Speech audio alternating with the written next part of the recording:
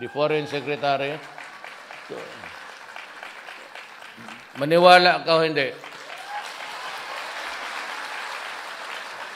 Sa dormitoryo kami noon, kami ang magka-roommate.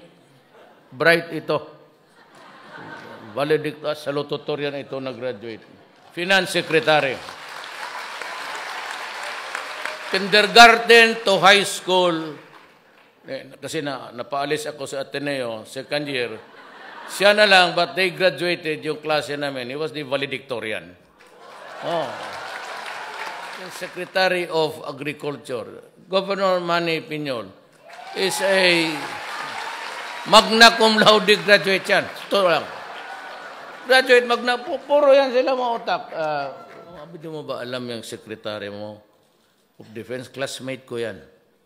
Sabi niya, valedictorian namin yan. Kita mo naman, ang buhok na ubos ka-aral. Kilala nyo, Art Tugade. Classmate ko sa San Bernardo, valedictorian namin. Huh? College of Law. Ako po ay ordinaryo lang, kagaya ninyo. 75, 76, ganun lang yan. Nakarito mga Art Tugade, ito bilyonaryo na to. Huwag sabihin, magnakaw pa ito. Bilyonaryo ito. College of Law pa kami. CEO na yan ng Delgado Shipping. Puro mayayaman. Yasay he is a professor sa Western Side sa Hawaii University. Pero sa awa ng Diyos, ito trabante ko ito lahat. Section 7, Article wala na sabi doon, our country must formulate an independent foreign policy.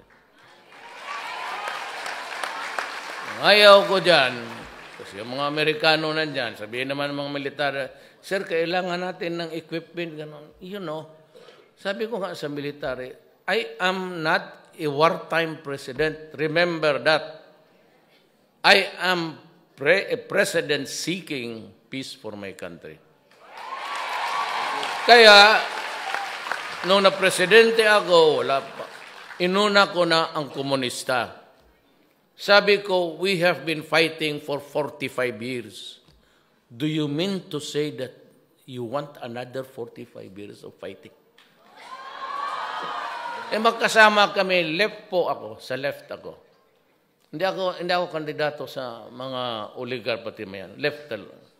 Kaya kami nakakaintindihan. Kaya kita mo yung overtures ko, pumayag sila, nag-uusap na tayo, wala nang gera ngayon sa ating bayan, NPA versus government. We are talking in Oslo. Dito yung negotiators natin as we go along, si Perfecto Yasay, the Foreign Secretary. So, maniwala ka o hindi? Sa dormitoryo kami noon, kami ang magka-roommate. Bright ito. Valedictorian, salutatorian ito nag-graduate. Then, ang kaharap namin sa kwarto, si Bebot Belio, taga Isabela. Lucano ito. Okay. Okay ito. Magka-classmate kami, but they are the brilliant ones. Sunny Dominguez, yung ating Finance Secretary. Kindergarten to high school, kasi napaalis ako sa Ateneo, second year. Siya na lang, but they graduated yung klase namin. He was the valedictorian. Oh. Alam mo, ito ating Secretary of Agriculture, Governor Manny Piñol, is a magna cum laude graduate yan. Ito lang. Graduate, magna, puro yan sila mga utak. Senator Cayetano.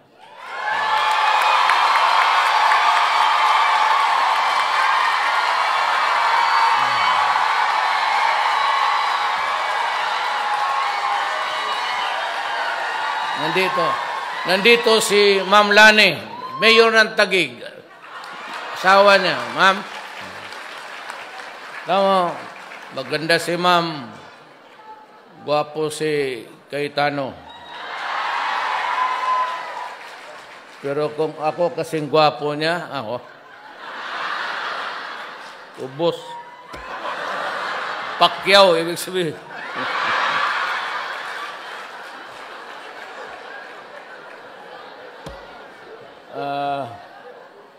Si Mark Villar sa DPWH. And Defense Secretary natin from Cotabato City, si General Lorenzana.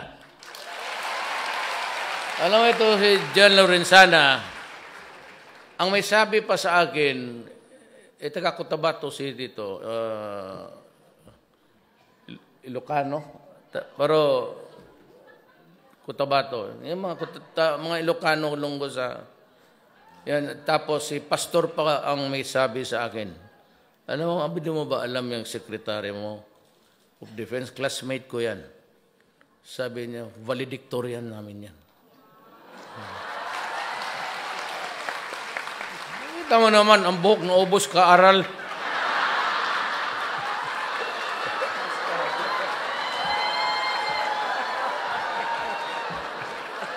Si Secretary Pernia ng NEDA, right from UP. And, totoo lang ha, hindi ako kilala nyo, Art Tugade. Classmate ko sa San Bernardo, valedictorian namin. College of Law. 1972.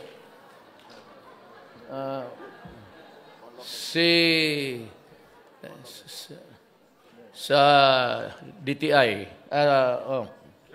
sa Go Negosyo. Medyo ito yung... And si Senator Estrada. Ejercito Estrada. Ang ating National Security, pareho yan sila, Estrada yan, basta ganong muka. Pareho yan sila. Si Gerald Esperon, ang National Security Advisor ko. Si Cabinet Secretary, si June Ivasco. Alam mo, istorya nito, June Ivasco, pati isang pare, nagagong yun. Sama niya, Father, dalawa ito silang pare. Piskal ako noon. Nahuli ito ng military sa Libungan. Cotabato. Nagplenom-plenom ito sila. Natsambahan. Ngayon, ako yung piskal, ako yung inquest. Ako lang yung nag-iimbestiga doon ng takot kasi lahat sa rebelde. So, sabi ng si Stares kung kilala niya, may nahuli kami dyan, 2 pare. Tapos sabi ko, harap talaga ng piskal yan kasi yung affidavit. Ito bang sinasabi mo dito? Totoo to? O sabi, salvage na lang namin. Walang kwenta mo. Tangina mo, pare. Patriotism, isa maliit. Sabi ko, pare. Tapos sabi ko, taga saan ka? Sabi niya, taga Maribuhok ako. Bohol, Maribuhok. Taga roon yung lola ko sa tatay ko. Baka pinsan ko po yung mga gago kayo. Pare, sabi ko, hayaan mo na lang. So, nung nanalo si Kore, wala silang trabaho, pumunta sa akin, naghingi ng trabaho, binigyan ko naman. Sabi ko dyan, technical assistant. Eventually, he became my chief of staff. Then to become the mayor of Mariboc for 9 years. Tapos sa cabinet na. Started ito sila. Si Andanar, Salpanelo. Ang ating gwapo na congressman sa Bohol. Arthur Yap. Tumindi ko na. Kayo ang taga Davao, if you remember, pastor ito siya sa Victory Chapel, taga Davao. Pastor Erne Abella. Ito si Energy, si Alcose. Si Wanda Teo ng ating tourism. Si Sal, ito yung abogado ng mga artista. At ito, kung gusto mo ng chismis kung ano nangyari talaga. Dito ka, Sal, tumidig ka nga.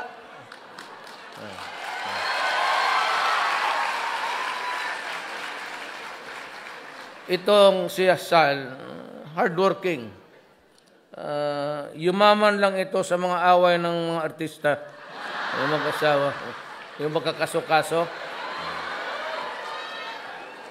Ako po ay ordinaryo lang, kagaya ninyo. 75, 76, ganun lang yan. Hindi naman masyado ako nagmamadali kasi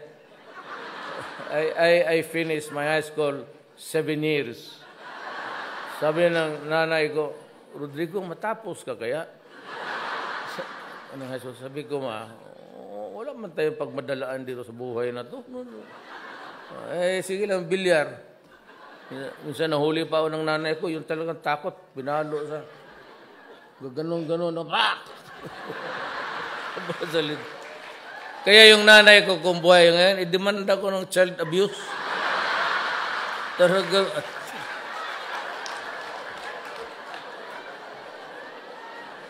Tapos kayong mga Bisaya, alam niyo yan.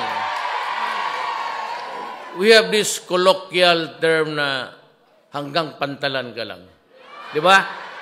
Yung ayaw natin magtrabaho, mga kapatid yung mga lalaki, magalit yung tatay sabihin, ikaw, litsi ka, hanggang pantalan ka lang. Di ba? It's a colloquial or idiom developed along the years. Sabi ng tatay ko na, ikaw, tsikang anak ka, hanggang pantalan ka lang. Sabi ko, sige lang, basta bayaran lang ako sa kanakarga ko, okay lang.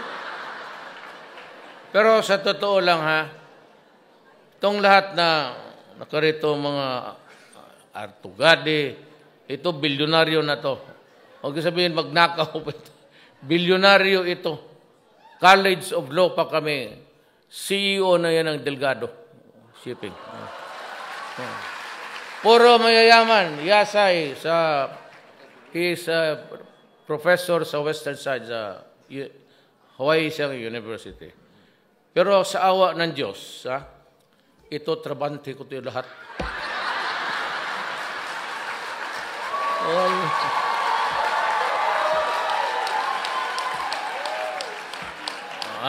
Gaya ng sa law school kami.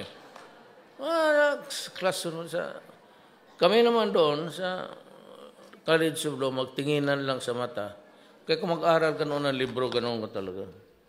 Kasi oras ka gumanon ka, tapos karap mo yung mga ulol na...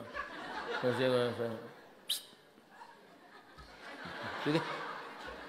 Wala na. Pagdating ng 5:30, tuloy na lang natin. Sa awa ng Diyos, okay ako, 4 years. Ganun lang ang buhay. So, then, para inspirasyon,